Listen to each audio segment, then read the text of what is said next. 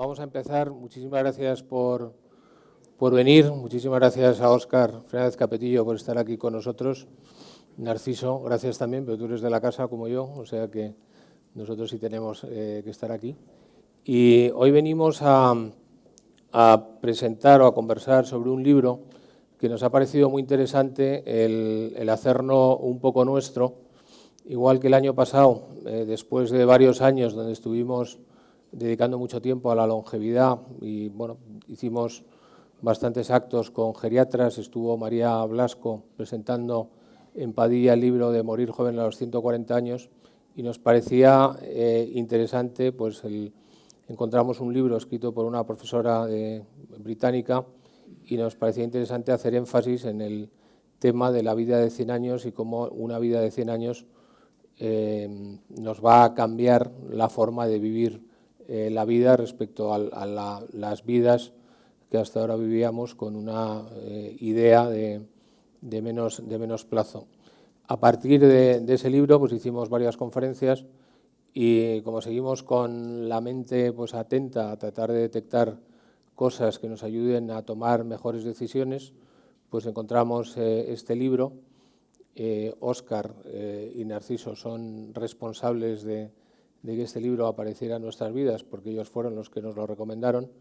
Y es un libro que nos parece muy interesante, porque es un libro escrito por una jugadora de póker americana muy exitosa, ganó mucho dinero y muchas partidas, pero aparte de ser jugadora de póker se daba la circunstancia de que además era universitaria, tenía un conocimiento profundo de temas de neurología y fue capaz, una vez que pasó su éxito en el póker, en encontrar la forma de explicar desde el punto de vista de su laboratorio en el póker cómo, aplicando esas lógicas, se podían tomar mejores decisiones en la vida y también, por otro lado, era capaz de explicar a partir del póker por qué tantas veces al tomar decisiones las tomamos de una manera tan lamentable o tan predeciblemente mala.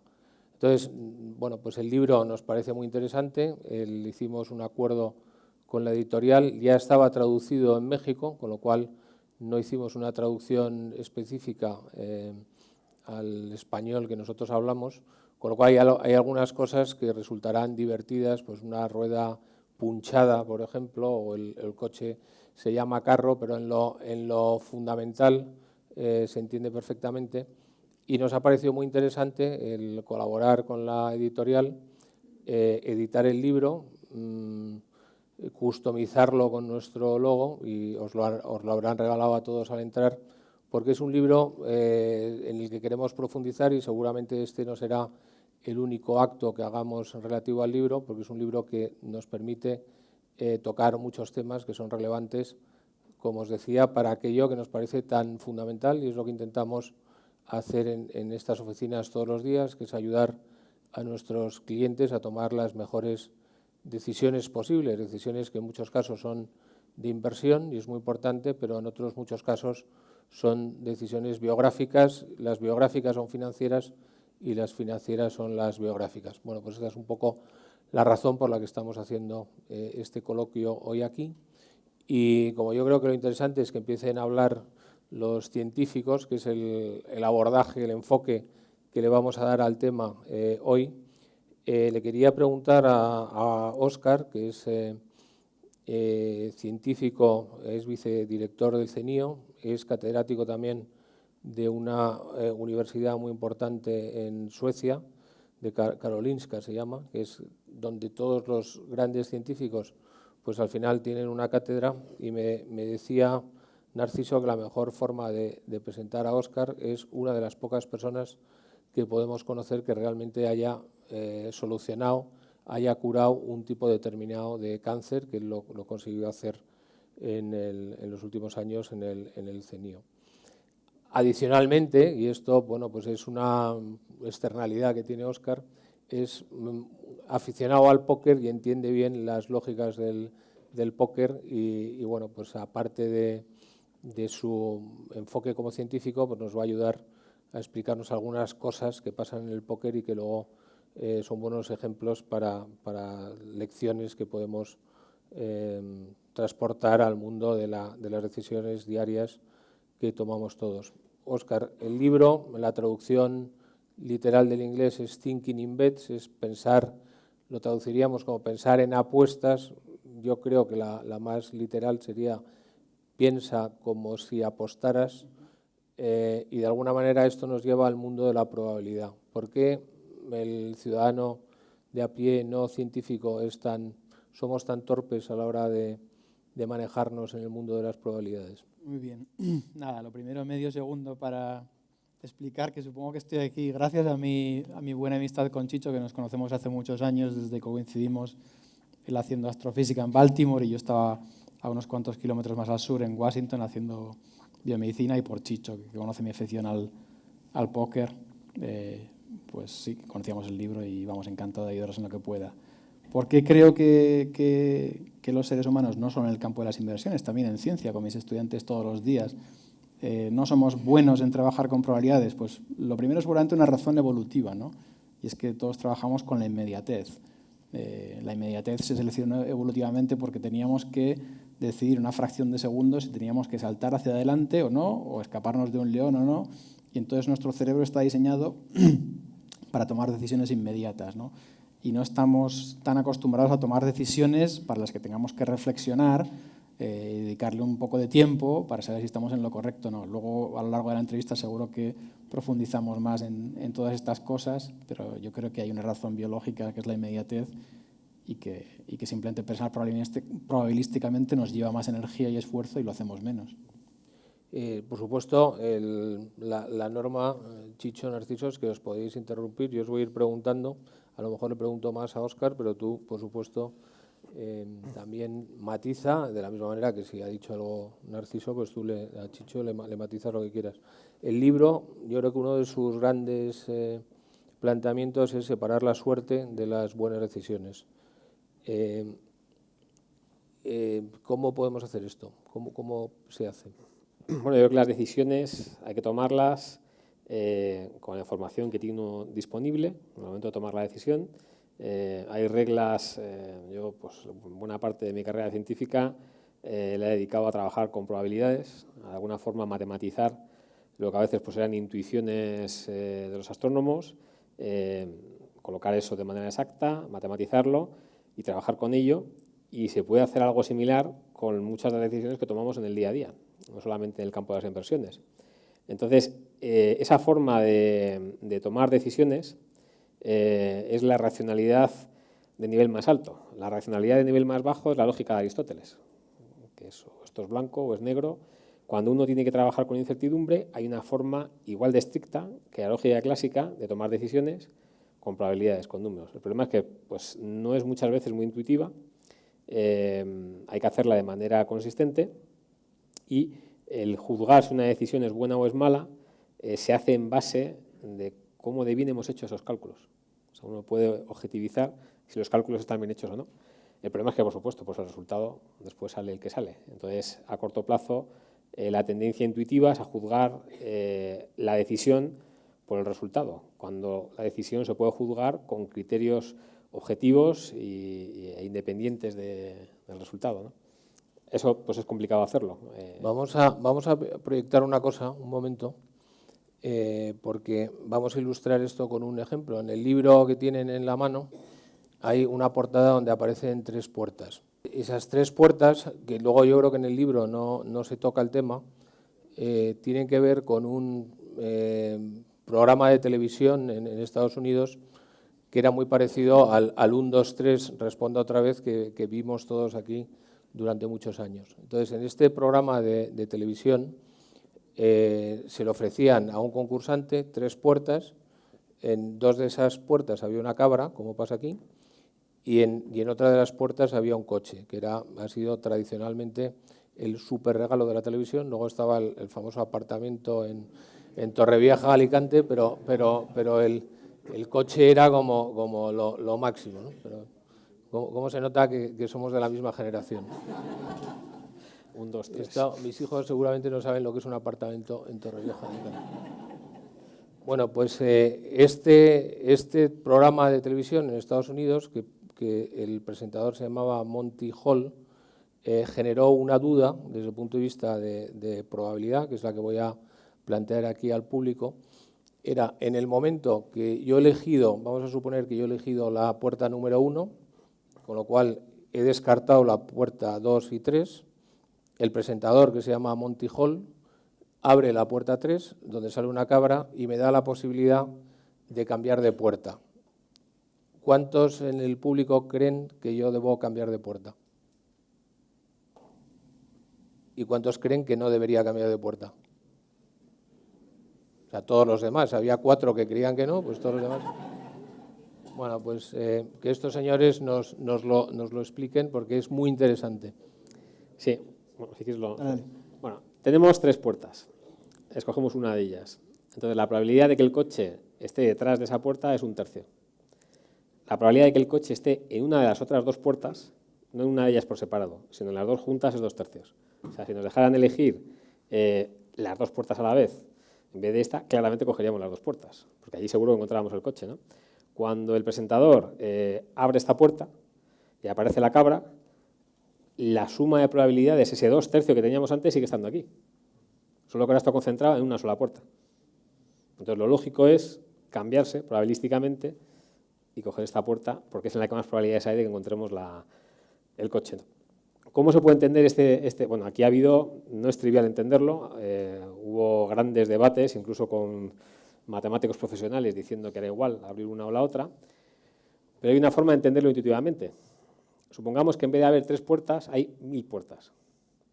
Nos dejan escoger una. Tenemos una probabilidad de 1/1000. Y entonces el presentador coge las otras 99 puertas y abre 998 de ellas. Y detrás de esas 998 hay una cabra y hay otra que no la abre. Intuitivamente, la probabilidad de que justo en esa esté el coche es muchísimo más alta, ¿no? Porque ya sabemos que en las otras 997 puertas, 998, hay una cabra. Entonces, ahí cambiaríamos rápidamente a la puerta que no ha abierto el presentador. Entonces, el problema aquí es el mismo, solo que en vez de tener 1 partido 1000, que parece que lo entendemos mejor, pues tenemos 1 partido 3, ¿no? Esto no es intuitivo, ¿eh? Puede ser que no esté entendido.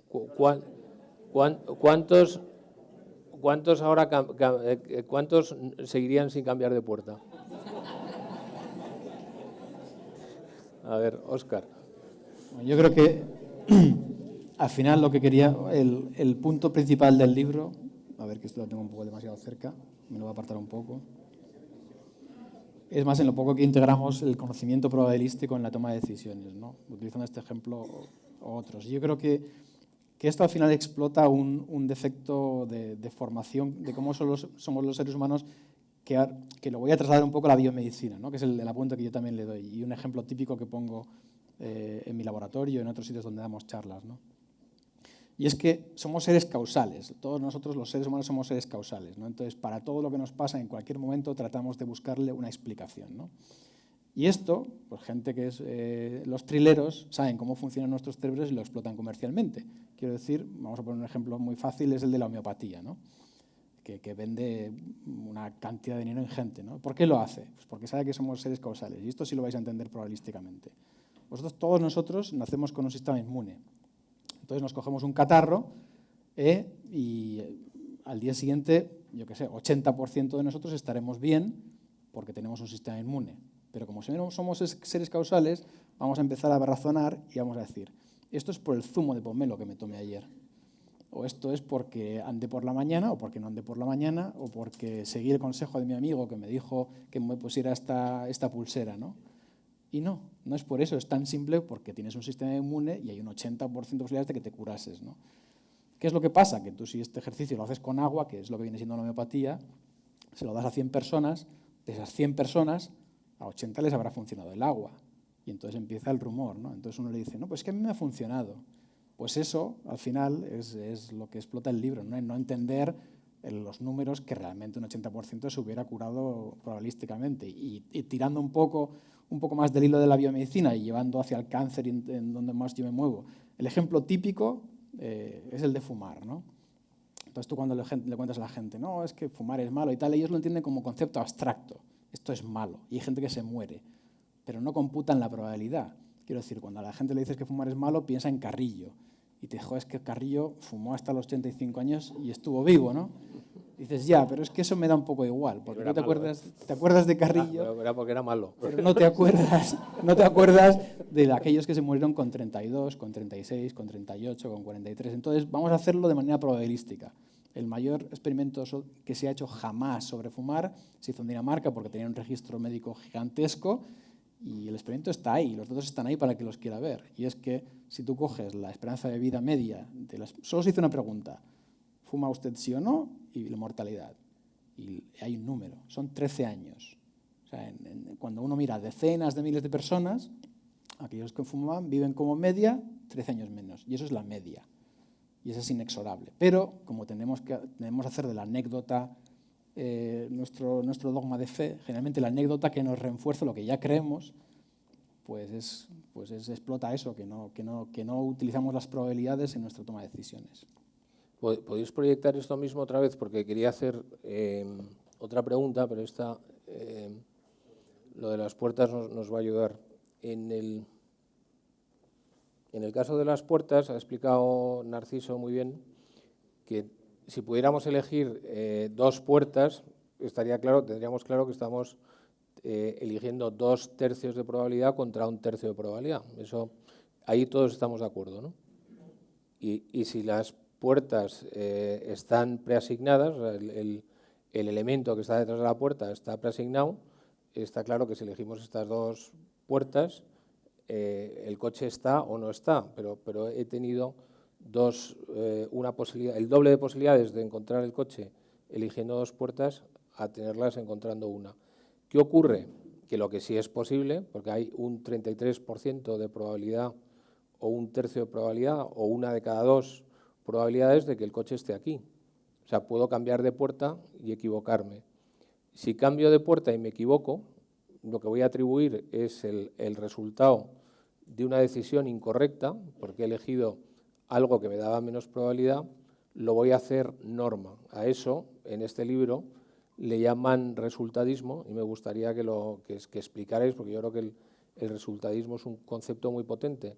Que yo elija esa puerta es mejor decisión, pero tomar una mejor decisión que en muchas veces que se repita me será favorable, no quiere decir que no me pueda equivocar y elija la puerta donde esté la segunda cabra, porque hay un 33% de probabilidad que no puedo nunca despejar de que en esta efectivamente estuviera el coche. Es como los que juegan al mus, cuando tú a la mano le contestas con 31, pues a veces la mano no tiene 31, pero muchas veces tiene 31. Si juegas mucho al mus y siempre vas contra la mano, pues perderás no mucho dinero, porque al mus, a diferencia del póker, no se pierde mucho dinero, pero perderás mucho prestigio.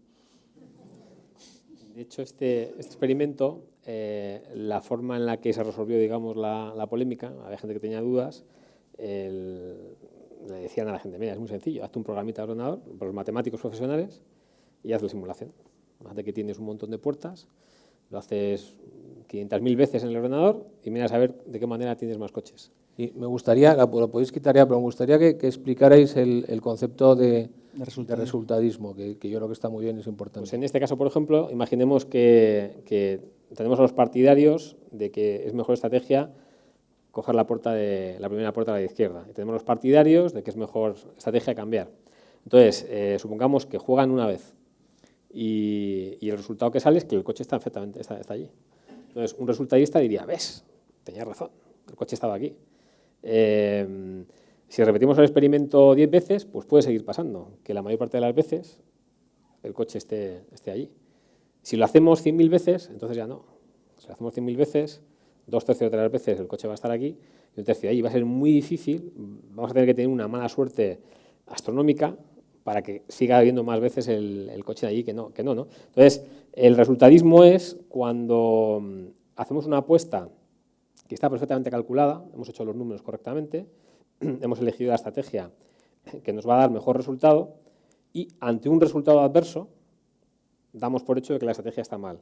Cuando ese resultado adverso de ninguna manera tiene, digamos, fuerza estadística como para probar que la estrategia está equivocada. O sea, por ejemplo, si tiramos una moneda al aire, pues tenemos 50% de probabilidades de que salga cara, 50% de que salga cruz. Imaginémonos que tiramos la moneda y sale 4 veces cara. ¿Podemos decir que la moneda está trucada? Pues no. Si la tiramos 1000 veces y sale 1000 veces cara, entonces ya ahí tenemos una buena... Estos señores no creen en las rachas. Yo les he estado preguntando antes y no creen en las rachas. O sea, si nos vamos a deportes, por ejemplo, todos vemos que un tenista pues está poniendo todas en las líneas, o en baloncesto, al que le guste, pues de repente hay uno que le llaman la muñeca caliente, entonces cada vez que tira de 3 la mete, entonces todos le pasan el balón al que está metiendo las canastas. Esto...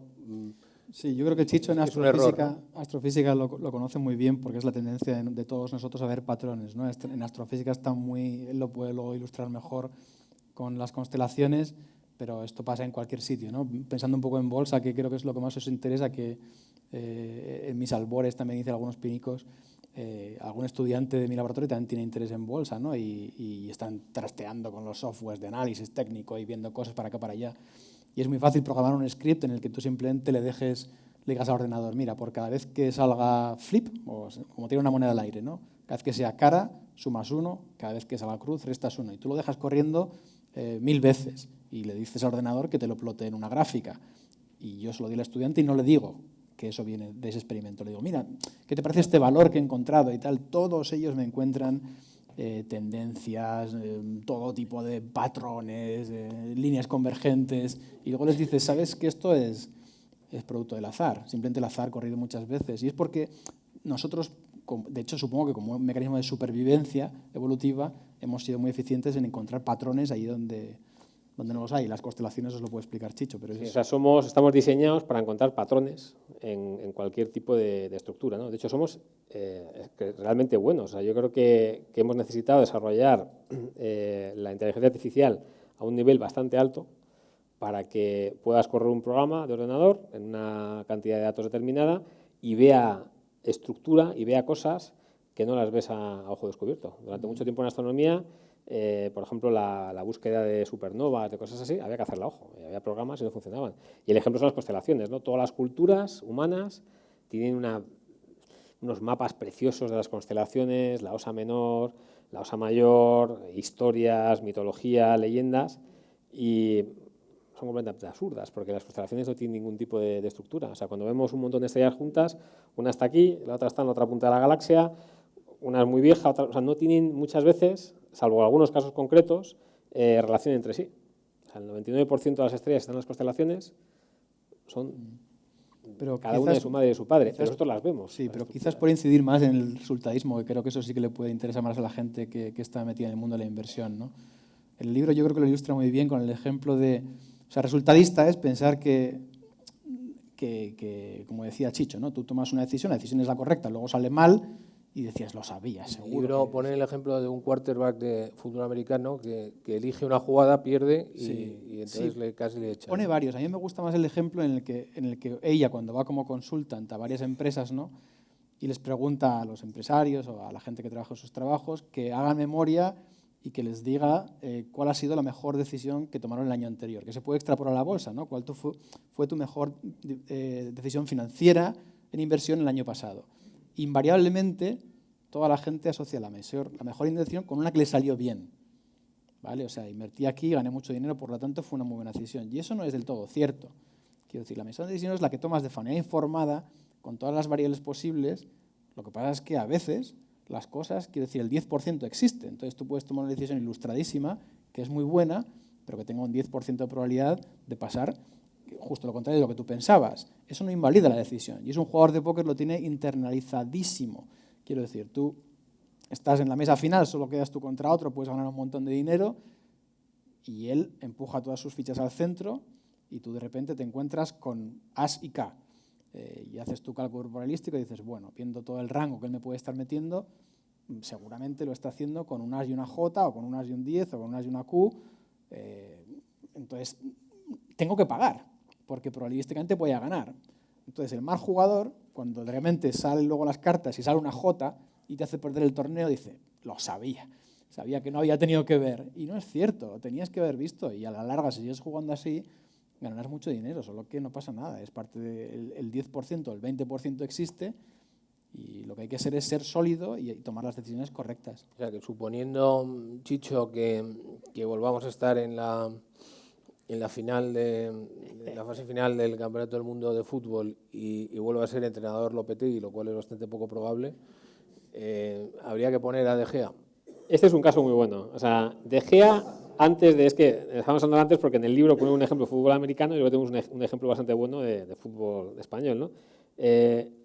Antes del Mundial de Rusia, el mejor portero del mundo era De Gea. Entonces, si una persona, uno de los mejores, decíamos, a ver, en base a los resultados previos, en base a las probabilidades, ¿cuál es el jugador que lo va a hacer mejor ahora? El portero que lo va a hacer mejor ahora, pues evidentemente es De Gea, en ese momento, ¿no? Ha puesto una vez, ha puesto 2 veces, 3 veces, 4 veces, y aquello es un desastre, ¿no? Pero justo después del Mundial, el mejor portero, otra vez, acabo de mirar una clasificación por curiosidad, y De Gea lo ponen como el segundo mejor portero del mundo. Ha tenido una temporada espectacular. Entonces, la cuestión es, matemáticamente, si uno calcula cuál es la probabilidad de que lo que haya tenido De Gea durante el Mundial ha sido una mala racha, no una mala racha en el sentido de que estaba jugando mal, sino sencillamente como si tiras la moneda 5 veces y te salen 5 caras. Eso es poco probable, pero te puede ocurrir.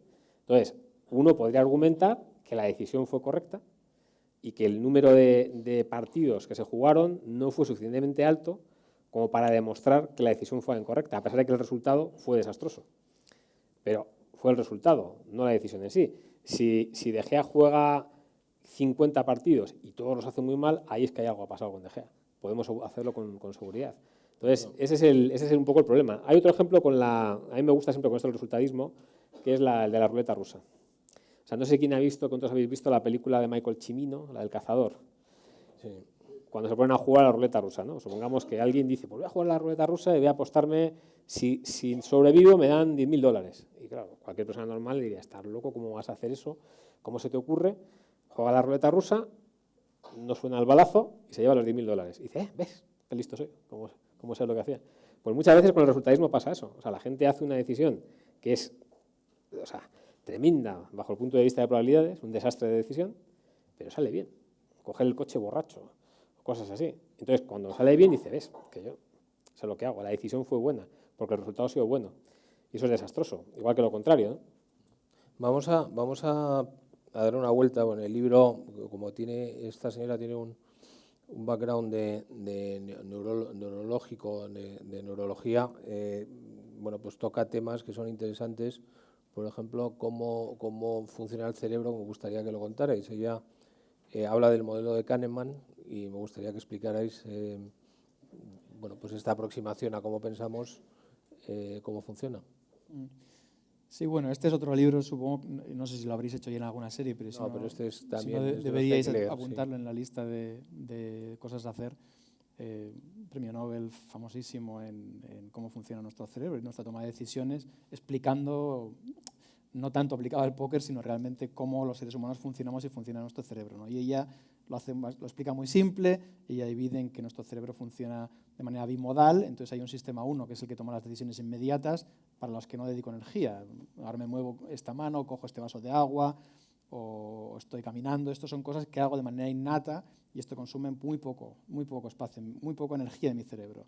Sin embargo, si tengo que tomar decisiones más difíciles, pues tengo que pararme, tengo que pensar, y esto de hecho energéticamente se ha visto que cuesta más. O sea, yo consumo más glucosa si me hacen una pregunta muy difícil que si simplemente me dicen si he salido el sol o no, ¿vale?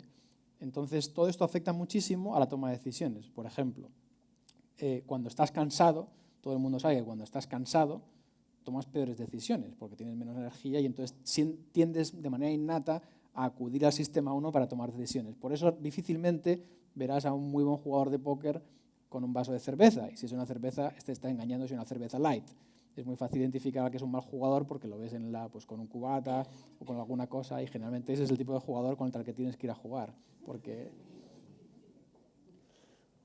En ciencia hay una cosa que aquella explica en el libro, que es la diferencia entre un falso positivo y un falso negativo, y que es peor. O sea, lo llama error de tipo 1, error de tipo 2. ¿Cuál es el error donde el león nos come, Narciso? No lo sé, yo creo que es una cuestión de costes y beneficios, ¿no? O sea, por ejemplo, si vas a hacerte una prueba al médico y te dice que tiene cáncer y no lo tienes, pues te pueden pegar un buen susto, ¿no? Pero es peor si lo tienes y no y te dicen que se ha equivocado. O sea, entonces, ese tipo de problemas depende bastante de cuál sea la situación. Por ejemplo, pues una cosa que me he pasado muchos años haciendo astrofísica son problemas de clasificación. Tienes una serie de objetos astronómicos y tienes que clasificarlos, si son estrellas, si son galaxias o qué son. Entonces, a veces uno le da prioridad a asegurarse de que no pierde absolutamente ningún objeto de un tipo determinado. Y eso va a significar que se le van a colar un montón de falsos positivos, ¿no? Y a veces, pues, lo que quieres es tener una muestra que sea absolutamente pura y que no haya ninguna contaminación. Entonces, eso quiere decir que vas a desechar un montón de objetos que no sirven, ¿no? Mientras uno tenga claro qué es lo que está haciendo, lo pueda escribir como una serie de reglas objetivas, lo pueda matematizar y lo aplique, pues no hay ningún problema. El problema surge cuando en el día a día la mayor parte de las decisiones que tomamos son con el sistema 1. El sistema 1 se puede entender como una especie de software del paleolítico que no hemos puesto al día, no hemos hecho una versión nueva desde entonces y que calcula las cosas de manera muy rápida, muy barata, pero con unas aproximaciones tremendas, ¿no? Entonces, si utilizamos el sistema 2, podemos upgradearlo de manera infinita, podemos ir a la universidad, podemos ver un libro de probabilidades, podemos aprender matemáticas y utilizar todo ese conocimiento a la hora de tomar una decisión, pero el sistema 1 viene de fábrica desde hace unos 50.000 años y ahí se ha quedado la versión, ¿no? Entonces, a la hora de los falsos positivos, de los falsos negativos, pues uno puede siempre plantearse exactamente qué es lo que quiere, cuál es el objetivo que tiene mover la balanza o inclinar la balanza hacia el lado que le interesa. Tener menos falsos negativos, pagas el precio de más falsos positivos o viceversa, ¿no? Sí. Vamos a poner a proyectar otra diapositiva y vamos a hacer otra pregunta al público. Porque incluso la realidad es, con los medios que tenemos, es compleja de percibir. La pregunta es,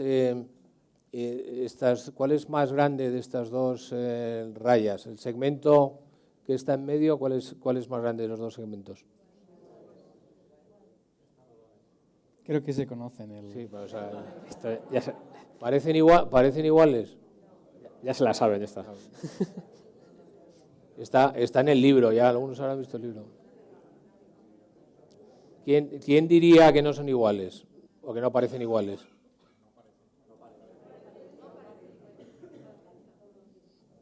Bueno, la pregunta que es a pillar es ¿cuál es más grande? Ya como ya llevamos un rato y esto está funcionando, pues ya es un público mucho más difícil de engañar, ¿no? Pero la realidad es que son iguales, pero tal como están planteadas, pues a todos nos parecen distintas. Hay otro ejercicio que han hecho otros autores, en este caso Ariely me parece, que han hecho la prueba de meter en una sala a varias personas y poner dos rayas que son claramente iguales o claramente distintas, y han hecho este ejercicio con 5 personas que están todas compinchadas para decir que las rayas son distintas, vamos a poner cuando son iguales. Bueno, y la persona que le están haciendo el truco acaba diciendo también que son iguales y son manifiestamente distintas. Durante un tiempo se pensó que esto era porque al final se acababa convenciendo y para no ser diferente de los otros acababa diciendo lo mismo. Han hecho este ejercicio y se han dado cuenta que lo que cambia no es la actitud respecto a lo que quieres decir, sino que por el contexto acabas viéndolo igual si todo el mundo lo está viendo igual, ¿no? Podemos apagar esta, que ha tenido menos éxito, pero bueno, también es verdad que ya tenemos un público muy preparado. ¿Por qué la realidad muchas veces nos engaña tanto respecto a la percepción? O sea, la pregunta es, ¿cuánto nos podemos fiar de nosotros mismos? Bueno, yo creo que nos podemos fiar de nosotros mismos pero es muy importante, y luego eso lo elabora en el libro bastante, sobre todo rodearte de gente discordante, ¿no? Y tú en el ejemplo este que pones de que te ponen una sala con 5 personas que piensan igual y al final te vuelves loco, dices, joder, pues a ver si voy a ser yo el raro y estoy viendo. Entonces es muy importante en tu toma de decisiones rodearte de gente que piense diferente a ti, ¿no? Y es lo que y es un defecto de muchas empresas, que también lo menciona Annie Duke, ¿no? No sé si en el libro, pero desde luego yo se lo he escuchado decir, ¿no? Que en Estados Unidos está muy consolidado el concepto este de echo chamber, ¿no? De cámara de resonancia, que muchos board ejecutivos de empresas o zonas de negocios al final están rodeados de gente que piensa muy similar. Por lo tanto, eso es muy poco beneficioso, porque todos piensan igual, realmente no hay ideas originales. Para tratar de ver este tipo de cosas, te tienes que rodear de alguno que te diga, pues yo creo que son iguales, porque muchas veces al final nosotros somos animalejos imperfectos y nuestra óptica también tiene sus sesgos y tal como funciona nuestro cerebro tendemos a ver cosas que no son reales, ¿no? Sí, el famoso abogado del diablo servía para dar una opinión distinta y a partir de ahí que hubiera otros que se pudieran animar. Quizás un apunte, o sea, por ya acabar con esto del tipo 1 y tipo 2 y ya aplicado un poco más al póker, que es lo que va el libro, ¿no?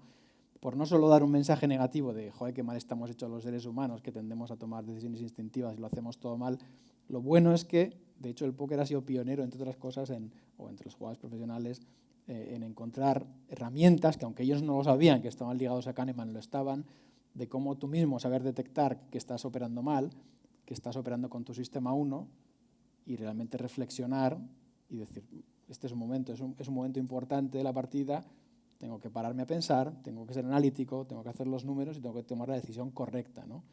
Y en el póker eso se hizo con ayuda de psicólogos y cada uno no funcionamos igual.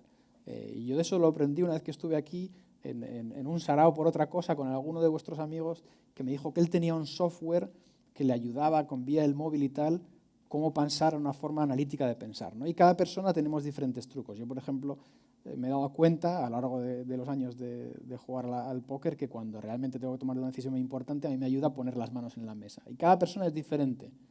Pero a mí eso es como que es un truco mental que me pasa del modo más o menos estándar en el que tengo de jugar a las cartas, que sé cómo tengo que jugar, a decir, no, aquí Esto hace unos años se llamaba PNL, ¿no? Programación neurolingüística, ¿no? Que eres capaz de ir a un estado donde... Y muchos de los coaches que leeréis en la prensa, de coach de póker o coach de otras cosas, realmente casi todo el mensaje suele ser en ese sentido, ¿no? En aprender a que te das cuenta de que estás tomando decisiones instintivas, rápidas y que no vas a estar bien y que te des cuenta, que seas el primero en darte cuenta de eso para que tú consigas relajarte y decir, bueno, vamos a pensar un poco más y tomar la decisión correcta. El libro dedica una parte importante, yo creo que un capítulo por lo menos, a las creencias. Bueno, las creencias en el fondo es lo que nosotros pensamos que es la realidad o como son las cosas, que en el fondo es lo fácil, ¿no? Es ir al sistema 1 y como yo creo que las cosas son así, decido de una manera más o menos automática. Hay una frase en el libro que te la quería que nos la desarrollaras un poco, Chicho, que dice que todas las decisiones son apuestas en el fondo contra nosotros mismos.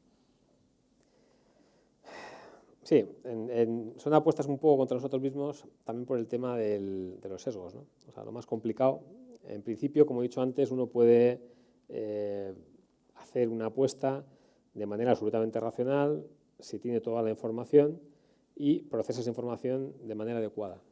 Pero tenemos un montón de sesgos y de cosas que no nos permiten hacer esas apuestas de esa manera, ¿no?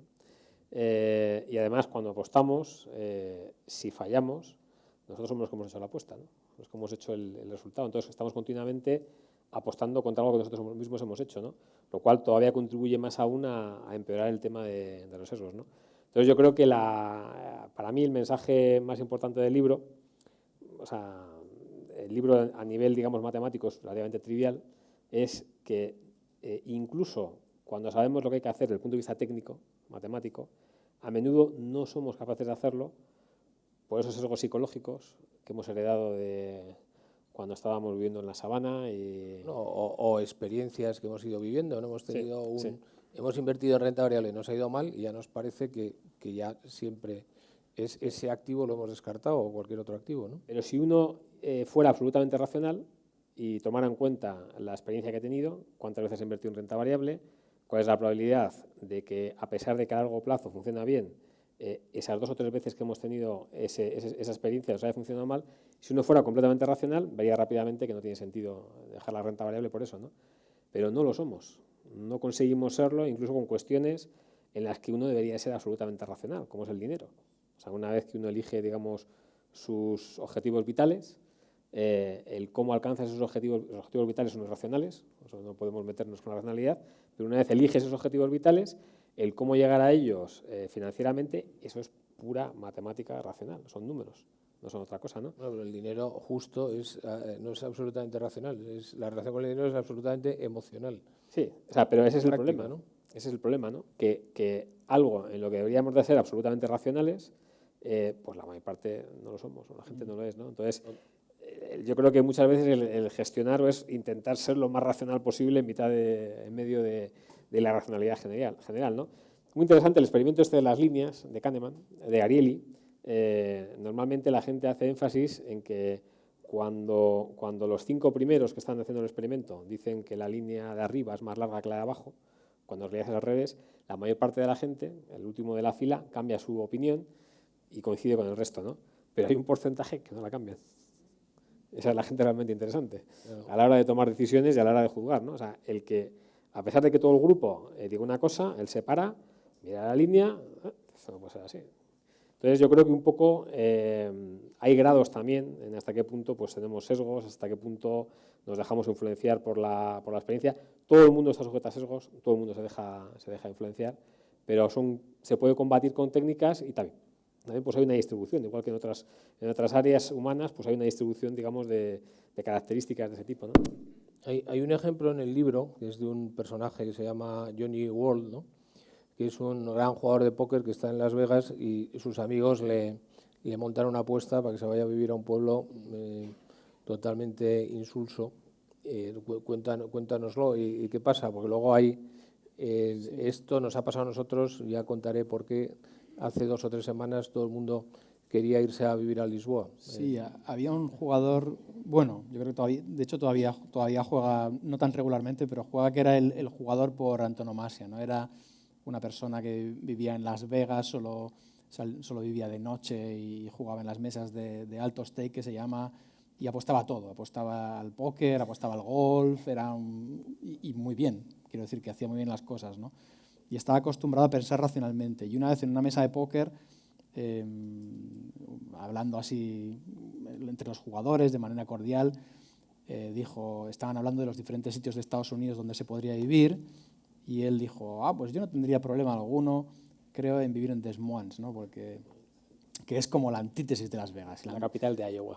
Claro, si uno haría un ranking de excitement, ¿no? De excitación, de sitios que sean excitantes, pues pondría Las Vegas en un punto y Des Moines en el otro, ¿no? Es un sitio en el que todo estaba a las 7 cerrado y no había nada que hacer. Y entonces dijo, no, yo creo que no tendría problema en vivir allí porque seguramente podría ocupar mi tiempo en practicar el golf o alguna cosa así, ¿no? Y claro, los otros jugadores de póker, que tampoco eran tontos, rápidamente vieron la oportunidad y le dijeron, ¿estás seguro? ¿Y cuánto dinero estarías capaz de apostar por quedarte allí un mes, encerrado en Des Moines y no sales de allí? Y cerraron al final la apuesta en $30.000. Él tampoco fue una decisión tan mala por su parte, porque él realmente lo había internacionalizado, había pensado los universos posibles de lo que él podía hacer en Des Moines y había pensado que le vendría bien, dormir un poco más para estar más descansado, practicar el golf, pero se equivocó. Y a los 2 días llamó por teléfono diciendo que les iba a librar de la vergüenza de tener que pagar $30.000 y que se le pagaban 15.000,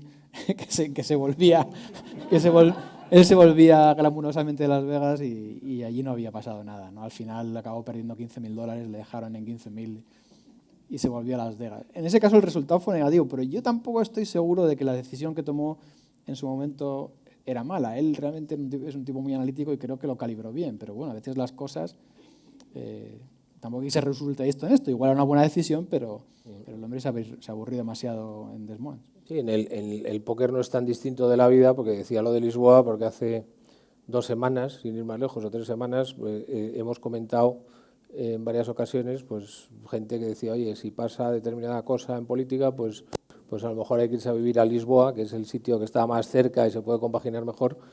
Lo que pasa es que, claro, hay que hacerse el ejercicio de cuánto ganas por ir a Lisboa y cómo te cambia la vida si vives en Lisboa. Entonces, claro, si la ganancia económica a lo mejor no compensa la pérdida de nivel de vida o de entorno. Entonces, bueno, pues yo creo que estas cosas que parece que son tan extremas, pues son probablemente decisiones que estamos tomando todos los días, porque puedes irse a vivir a Lisboa o irse a un trabajo que te paguen un poco más, que a lo mejor te cambia tu situación vital.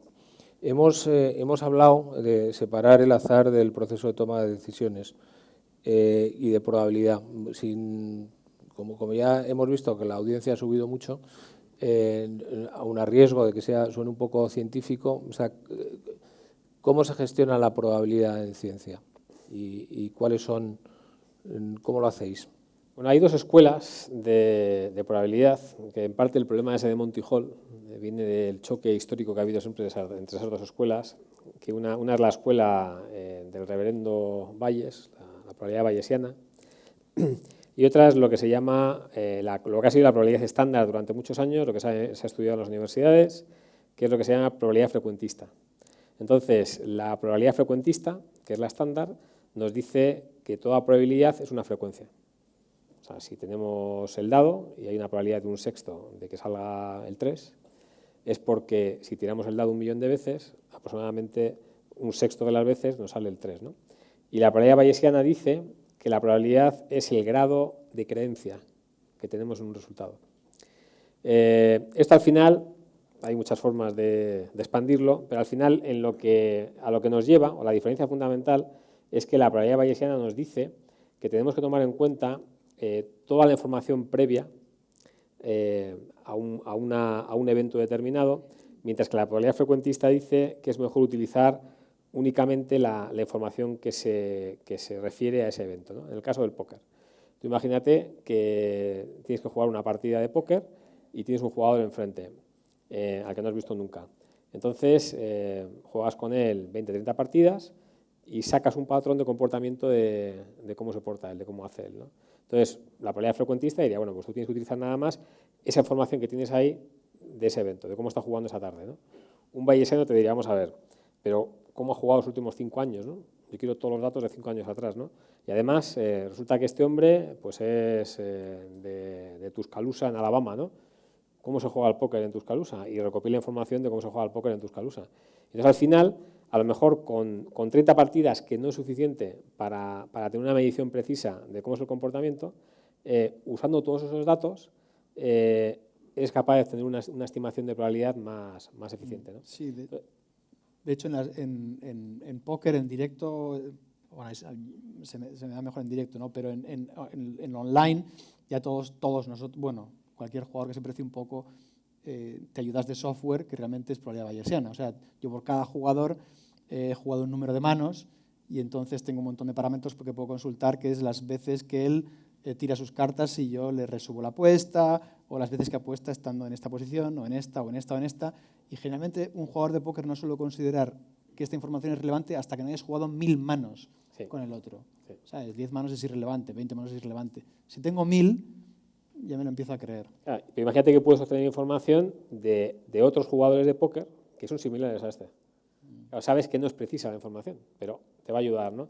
Entonces, esta pelea, cuando yo empecé a trabajar en astrofísica, se me ocurrió aplicar los métodos de probabilidad bayesiana a un problema concreto, que era medir distancias a galaxias, y la primera vez que los resultados eran mucho mejores que los métodos tradicionales, o sea, un factor significativo, mucho más fiables.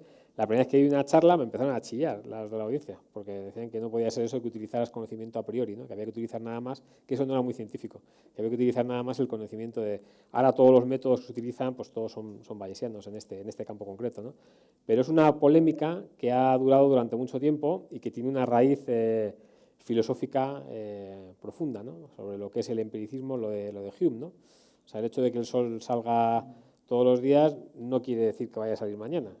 pero si ha salido durante 1 millón de veces, la probabilidad de que no salga es bastante pequeña. Sí, es lo del pavo de Navidad, ¿no? El pavo de Navidad. O sea, por eso uno tiene que calcularlo de manera probabilística. Entonces, hoy en día pues es general. Es muy curioso, hay un libro muy interesante sobre la historia de la probabilidad bayesiana, y los primeros que empezaron a utilizar probabilidad bayesiana de manera sistemática fueron los militares y en aplicaciones en finanzas. Y era totalmente secreto. O sea, los militares, por ejemplo, si habéis visto la de la caza del Octubre Rojo, cuando están con los auriculares, a ver si son ballenas, son submarinos soviéticos, eso se realizaba con un software que utilizaba métodos bayesianos y era totalmente secreto y clasificado, ¿no? O sea, top secret. Y en bolsa también algunos de los primeros hedge funds que empezaron a hacer cosas cuantitativas también utilizaban métodos de probabilidad bayesiana. Sí. Tú ibas a las universidades y mucha gente te decía, yo todavía hace 10 años me han chillado desde una audiencia que es poco frecuente por defender utilizar métodos bayesianos. Bueno, en esta parte vamos a hacer como si nos hemos enterado todos. Pero quizás por llevarlo un poco a un plano un poco más estándar, porque realmente lo que subyace en el libro es que todos nosotros nos acostumbremos en la toma de decisiones a utilizar los conceptos de probabilidad, ¿no? Que no lo hacemos porque nos dejamos llevar por sesgos de inmediatez. Y creo que eso es muy importante y es fácil reconocerlo, ¿no? Generalmente, por ejemplo, yo a mis estudiantes siempre les digo que traten de ignorar a aquellos científicos que cuando hablan son asertivos. Quiero decir, si alguien te dice esto es así, yo le doy muy poca credibilidad. Si le veo muy convencido, es un ego muy grande y le notas como que sabe que él está muy convencido de lo que dice, yo le doy muy poco valor. Yo me creo más de aquellos que me dicen, bueno, pues hemos hecho estos experimentos, creo que esto puede ser así, pero no estoy seguro. Pero estos tiempos no vende, ahora la vende más la asertividad, ¿no? Y a ti te da mucho más confianza real cuando alguien te transmite duda porque te das cuenta que él está pensando. Y un ejemplo es que alguien que te dice, pues, de hecho lo pone en el libro, ¿no? Pues Ciudadano Kane le dieron un Oscar en el 42, te lo dice uno. Y tú como no tienes ni idea, pues dices, bueno, pues bien, fenomenal. Pero si te dice, sí, creo que Ciudadano Kane se hizo entre los 40 y los 50, seguramente le crees más porque crees que el tipo le ha dedicado medio segundo a cerrar un rango de posibilidades de cuándo fue el Oscar, ¿no? Y creo que hay que tratar de ver eso y de reconocer que la gente que habla con duda realmente no es duda, es probabilidad y realmente suele tener más razón que aquel que habla convencido.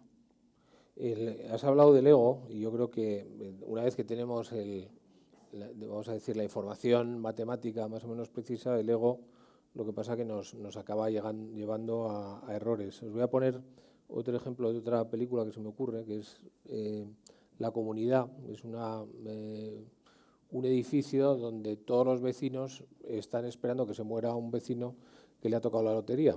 Y luego pues parece que es Carmen Maura la que llega a ese piso y entonces intentan quitarle el dinero que está en el piso del vecino que se ha muerto. En un momento de la película, todo este dinero viene de una quiniela que habían acertado y en un momento de la película el que se considera legitimado para tener ese dinero es el que le dijo que en un determinado partido pusiera una X y fue el único en España que ese día dijo que se pusiera la X.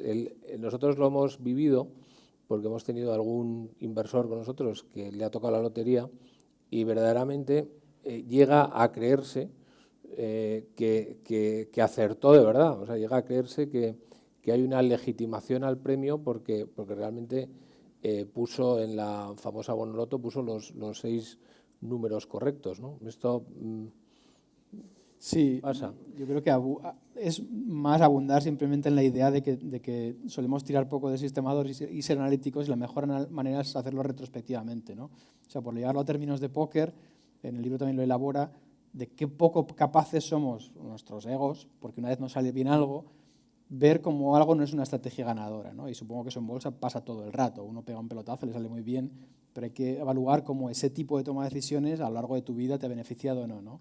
En póker eso se ve muy bien y hay muchos jugadores no muy buenos que se extendió el rumor en algún momento que jugar cartas conectadas y del mismo palo era una buena estrategia, ¿no? Y el ejemplo claro es un 7 y un 10 de tréboles.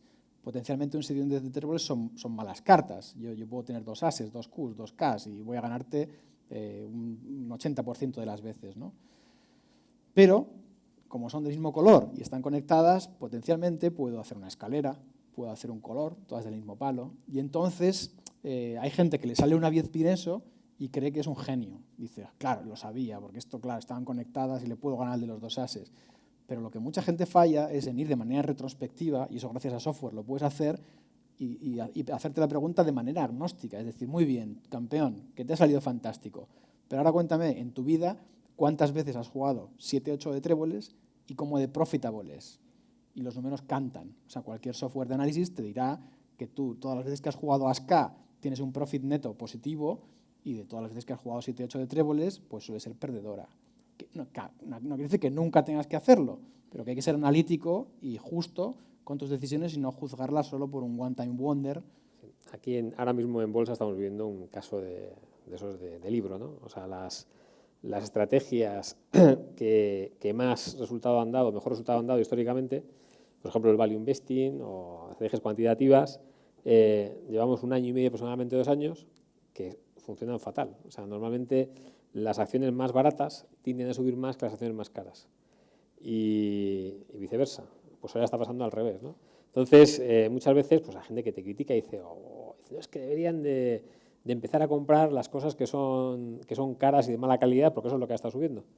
Pero claro, ahí estás en una apuesta de que algo es como lo de la ruleta rusa, ¿no? O sea, sí, claro. O sea, estoy haciendo algo que a lo mejor funciona, pero que la probabilidad de que funcione es muy baja, ¿no? Y es muy interesante, cuando hablamos antes también de las narrativas de las constelaciones, o sea, tú coges un gestor clásico que escoge acciones, las analiza y las escoge en función de su juicio y que tiene una racha muy mala en los últimos 2 años, ¿no?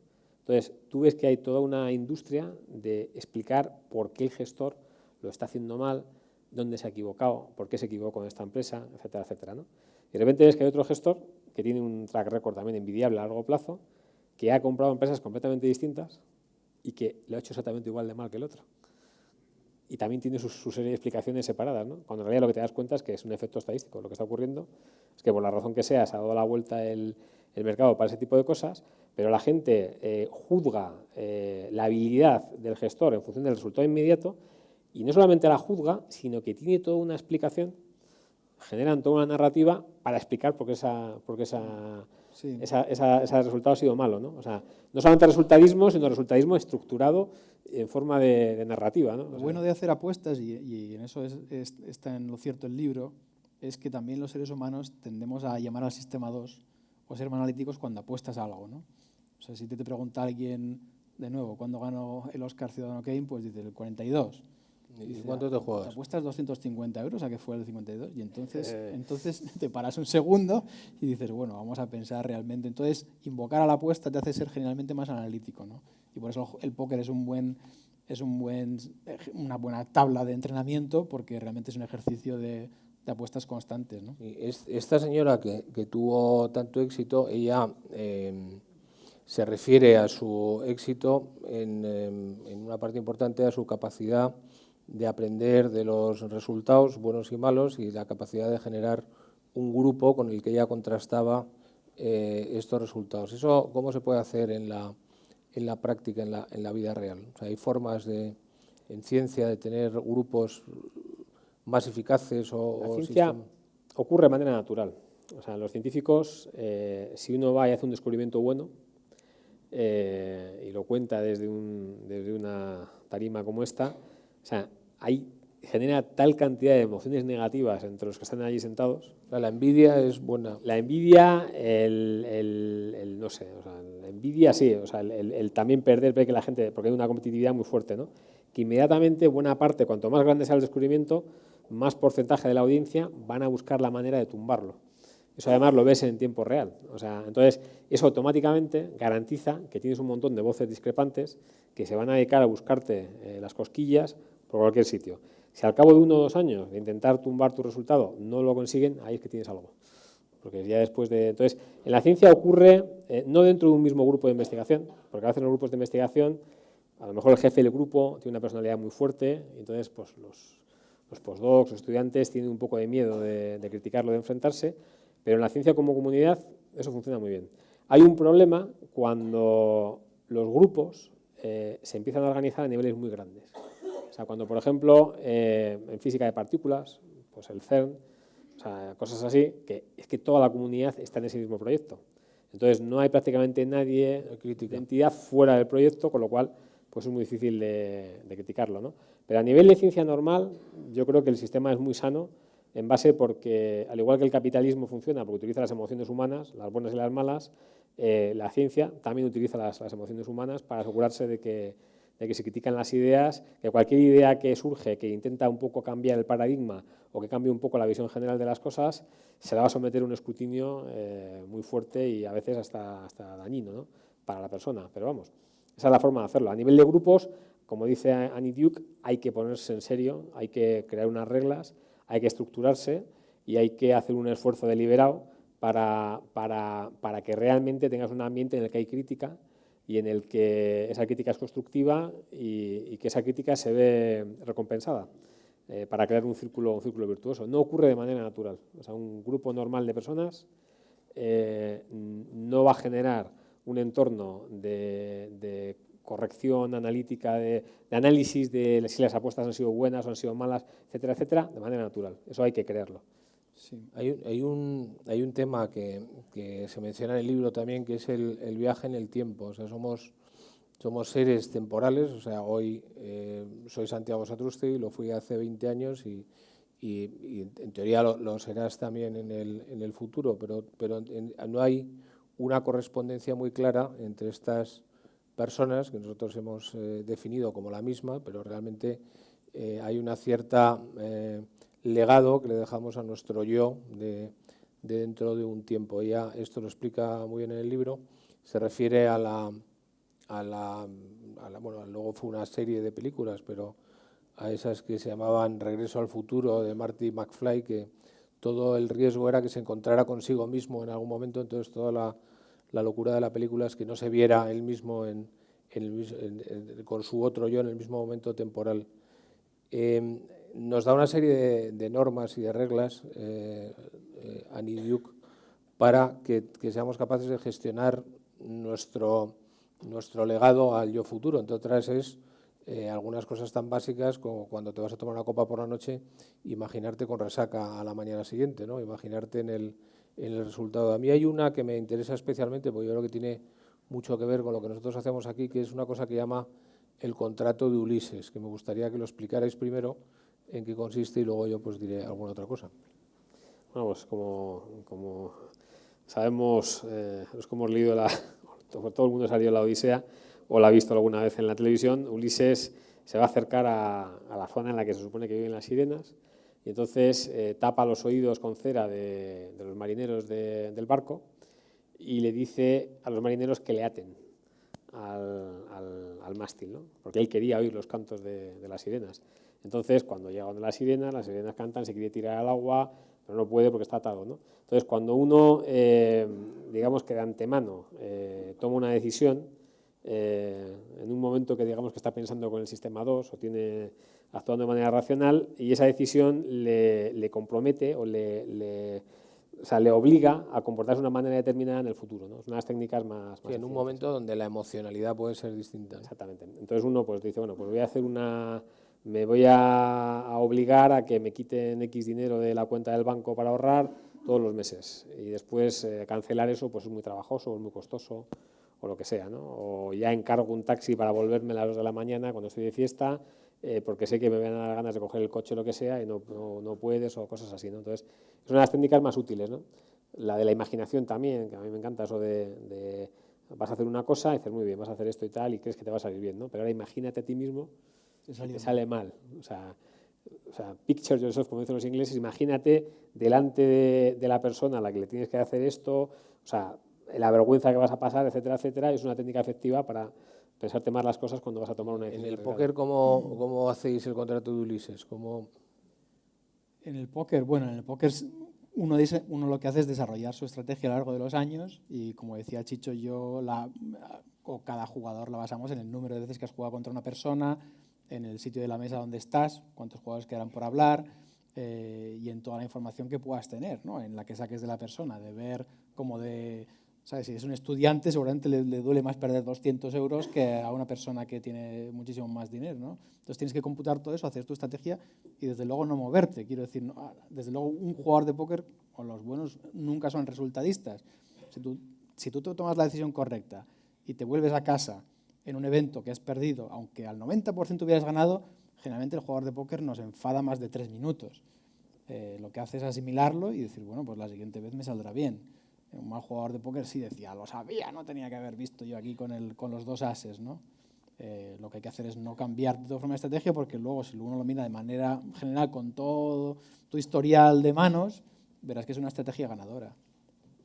Nosotros el contrato de Ulises lo vemos clarísimo en Avante, pues para nosotros el contrato de Ulises es el ejercicio de planificación financiera o financial life planning que tratamos de hacer para ver cuáles son los objetivos, básicamente porque sabemos que a lo largo del tiempo vamos a pasar por distintos momentos emocionales donde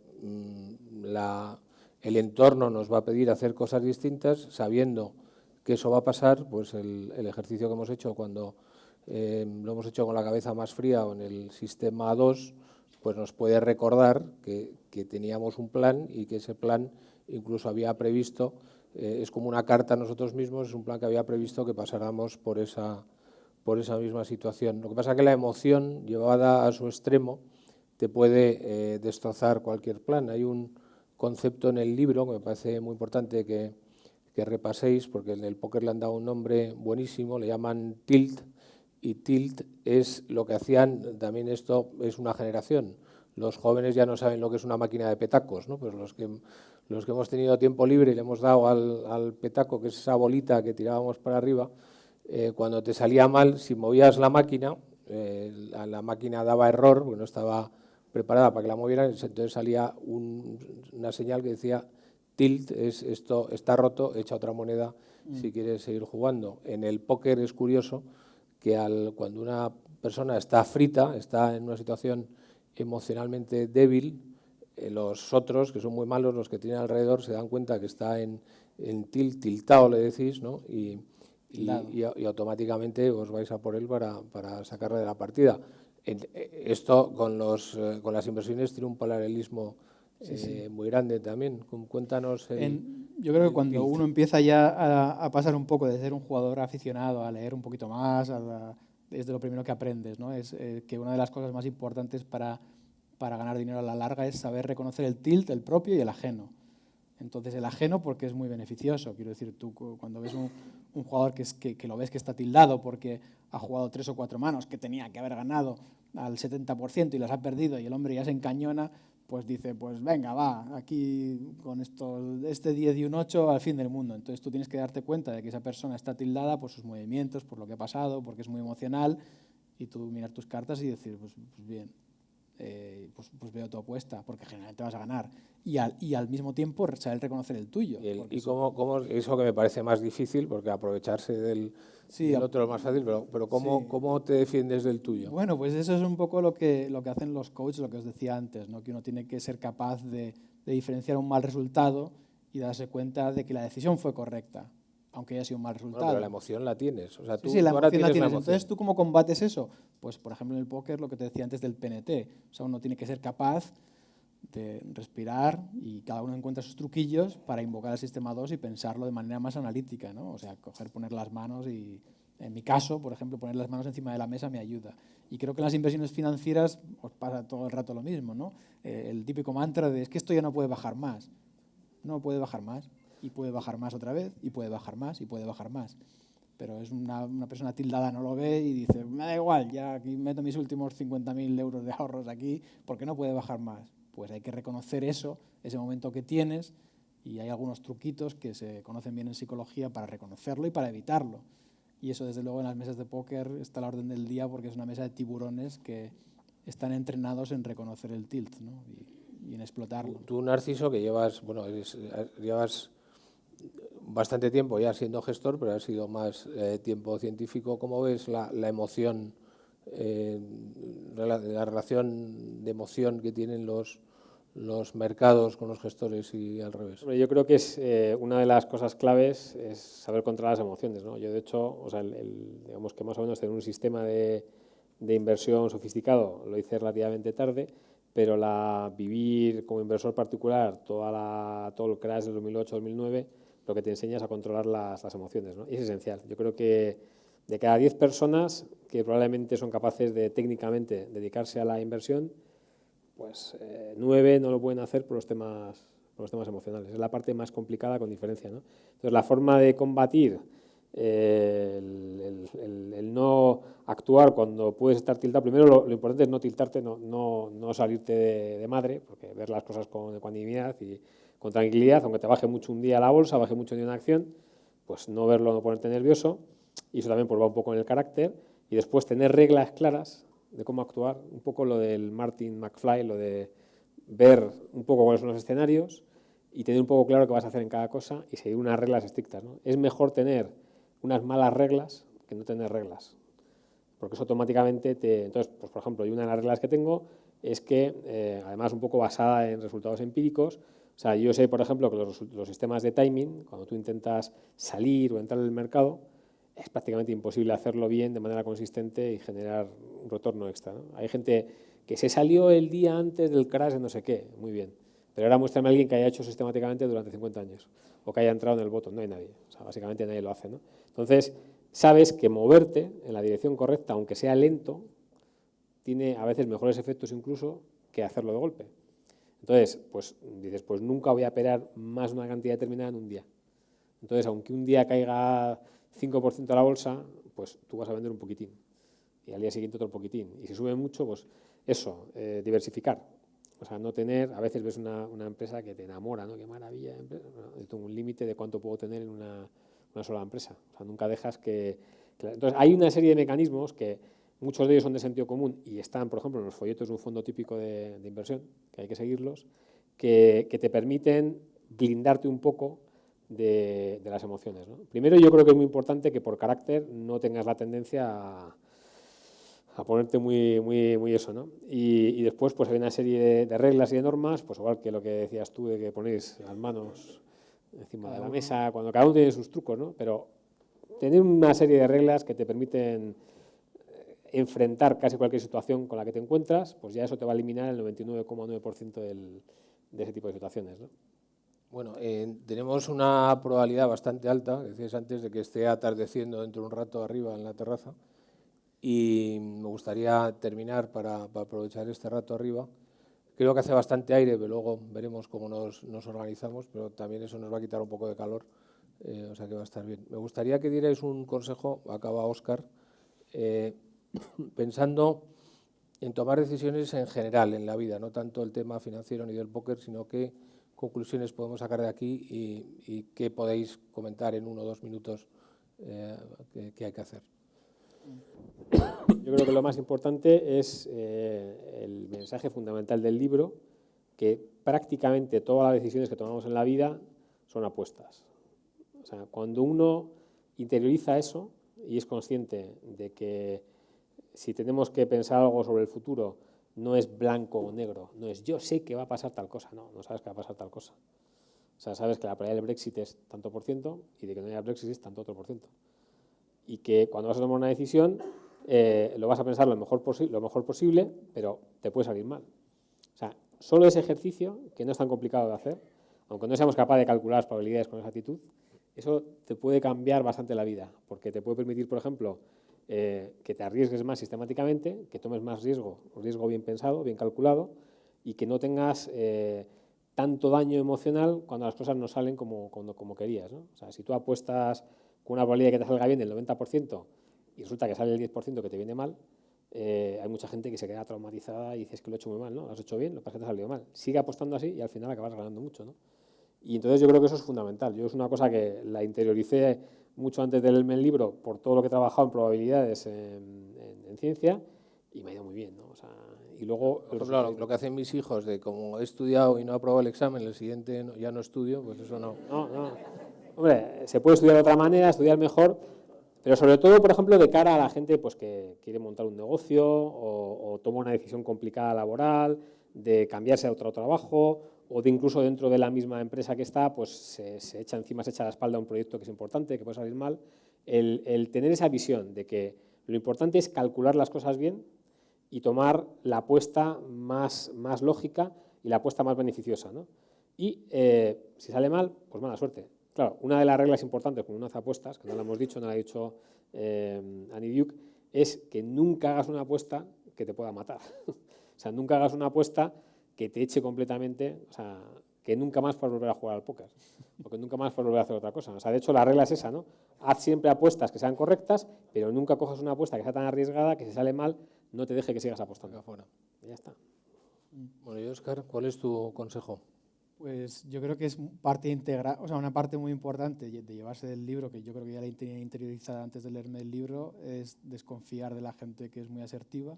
O sea, tomar como práctica que transmitir la duda y vivir en duda. Gente que transmite duda me da más confianza. Los mejores genios que conozco, científicos, generalmente son gente razonablemente humilde y que te transmite duda prácticamente casi siempre que habla. Y luego, aparte de eso, cuando uno toma decisiones sobre números, es muy importante ser analítico y darse cuenta de cuántos son los momentos clave de una decisión y en ese momento darte cuenta de que esa es una decisión importante y de que te merece más que 30 o 40 segundos pensarla, sino que te merece informarte y quizás mirarte de manera retrospectiva si esto es una estrategia ganadora o no, porque las decisiones aquí tienen efectos dentro de 10 años, ¿no? El ejemplo típico es el Titanic, del que siempre hablan, que tú para mover el Titanic de aquí, si lo viras un grado aquí, dentro de un rato estás a 800 kilómetros de tu destino, ¿no? Entonces, saber reconocer cuando una decisión es muy importante y en ese momento saber utilizar todas las estrategias disponibles que han desarrollado los psicólogos para mejorar tu toma de decisiones, ya sea poner las manos sobre la mesa para tranquilizarte o tirar de las series numéricas y ver si tu estrategia es ganadora o no, ¿no? Pero vamos, que acostumbremos a utilizar los números grandes y las series numéricas como parte de nuestra toma de decisiones y no simplemente lo que se dice gut feeling en inglés, ¿no? No, es que sé que va a salir esto, porque eso es incorrecto en el 99% de las veces. En ese es uno que te sale, te quedas muy contento, pero a la larga vas a perder mucho dinero. Muy bien, pues me gustaría que les diéramos un aplauso muy fuerte.